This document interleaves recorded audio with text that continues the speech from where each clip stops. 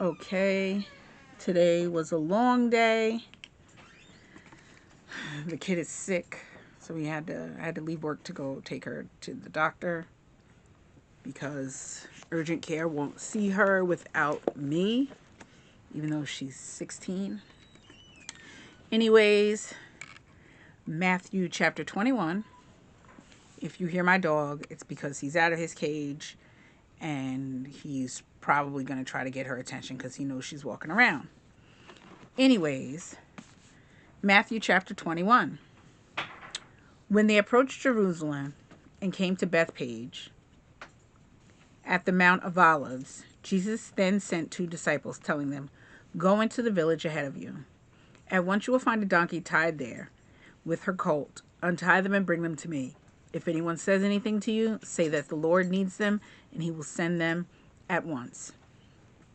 This took place so that what was spoken through the prophet might be fulfilled. "Tell daughter Zion, see, your king is coming to you, gentle and mounted on a donkey and on a colt, the foal of a donkey." The disciples went and did just as Jesus directed them. They brought the donkey and the colt, and they laid their clothes on them, and he sat on them. A very large crowd spread their clothes on the road. Others were cutting branches from the trees and spreading them on the road. Then the crowds went ahead of him, and those who followed shouted, "Hosanna, Son of David. Blessed is he who comes in the name of the Lord. Hosanna in the highest heaven." When he entered Jerusalem, the whole city was in an uproar, saying, "Who is this?" The crowds were saying, "This is the prophet Jesus from Nazareth in Galilee." Jesus went to the temple and threw out all those buying and selling. He overturned the tables of the money changers and the chairs of those selling doves. He said to them, "It is written, my house will be called a house of prayer, but you are making it a den of thieves." The blind and the lame came to him in the temple, and he healed them.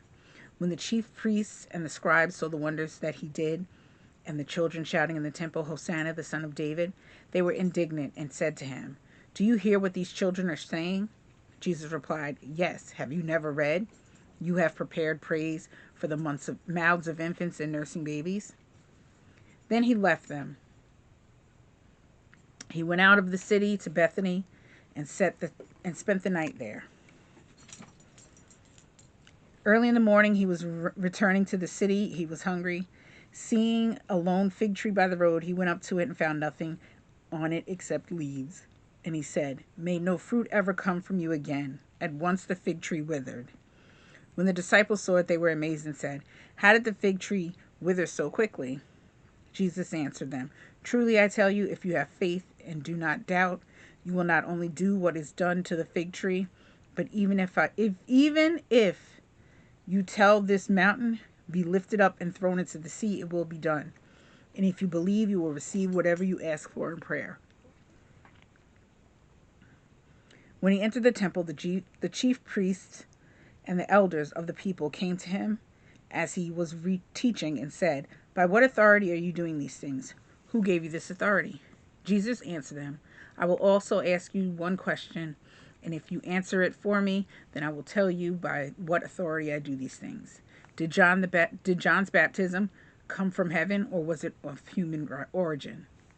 They discussed it among themselves. "If we say from heaven," he will say to us, "then why don't you believe him? Why didn't you believe him? But if we say of human origin, we're afraid of the crowd because everyone considers John to be a prophet." So they answered to Jesus, "We don't know." And he said to them, "Neither will I tell you by what authority I do these things. What do you think? A man had 2 sons. He went to his first and said, 'My son, go work in the vineyard today.' He answered, 'I don't want to,' but later changed his mind and went. Then the man went to the other son and said the same thing. 'I will, sir,' and he answered, but he didn't go. Which of these 2 did his father's will?" They said, "The first." Jesus said to them, "Truly I tell you, tax collectors, prostitutes, and are entering the kingdom of heaven before you. For John came to you in the way of righteousness, and you didn't believe him. Tax collectors and prostitutes did believe him, but you, when you saw it, didn't even change your minds then and believe him." Listen to another parable. There's a landowner who planted a vineyard, put a fence around it, dug a wine press in it, and built a watchtower. He leased it to tenant farmers and went away. When the time came to harvest fruit, he sent the servants to the farmers to collect the fruit. The farmers took his servants, beat one, killed another, and stoned the third. Again, he sent other servants, more than the first group, and they did the same to them. Finally, he sent his son to them. They will respect my son, he said. But when the tenant farmers saw the son, they said to each other, this is their heir. The heir. Come, let's kill him and take his inheritance. So they seized him, threw him out of the vineyard, and killed him. Therefore, when the owner of the vineyard comes, what will he do to those farmers? He will completely destroy those terrible men, they told him, and lease his vineyard to other farmers who will give him his fruit at harvest. Jesus said to them, have you never read the scriptures? The stone that the builders rejected has become the cornerstone. This is what the Lord has done, and it is wonderful in our eyes. Therefore I tell you, the kingdom of God will be taken away from you and given to people producing its fruit. Whoever falls on this stone will be broken to pieces, but on whomever it falls, it will shatter him. When the chief priests and the Pharisees heard his parables, they knew he was speaking about them. Although they were looking for a way to arrest him, they feared the crowds because the people regarded him as a prophet.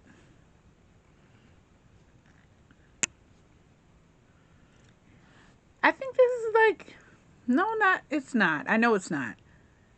It just seems like the first time Jesus showed his anger.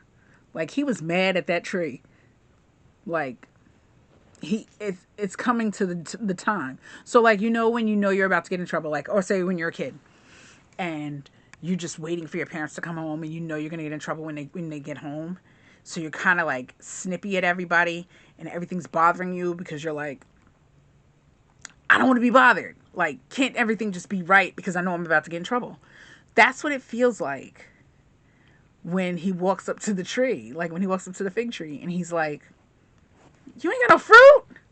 Like these are his last days. Like he knows this is coming and he's getting snippy.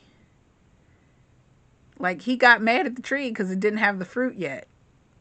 So he's like, you know what? You ain't gonna ever have no fruit. Gone. And it's like he took his anger out on the fig tree. I wonder if anybody else has ever thought about it that way. You tell me. So I'm gonna ask my Bible study group that I'm in with church and see if they see that. Cause I never really thought about it until just now. Like it just hit me like he was mad. He was hungry and that tree ain't had nothing for him. And he was like, you know what? You gotta die. And I think it's only because like he did show like he got a little tiffy with people like, come on now, you don't believe me? You know who I am. Why are you not listening? He was doing that a lot. However, he didn't kill nobody because of it. Because he had an attitude. Now it's his time is coming and it's bothering him. So you tell me. I'm going to read it again.